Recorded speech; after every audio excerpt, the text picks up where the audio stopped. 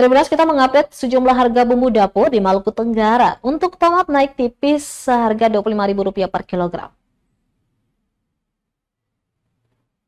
Sejumlah harga komoditas bumbu dapur di Pasar Langgur, Kabupaten Maluku Tenggara terpantau stabil. Hanya tomat yang naik tipis. Kini tomat jenis apel dibanderol Rp25.000 per kilogram, naik tipis dari harga sebelumnya Rp20.000 per kilogram.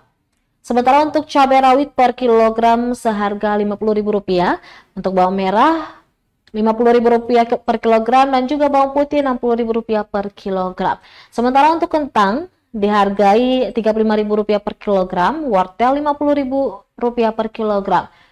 Untuk buncis Rp20.000 per kilogram. Hakanona, salah satu pedagang di Pasar Langgur, mengatakan harganya masih bersahabat karena cuacanya juga ikut bersahabat.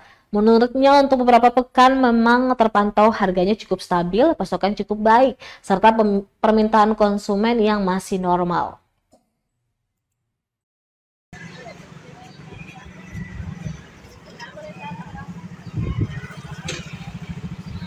Download Tribun X sekarang, menghadirkan lokal menjadi Indonesia.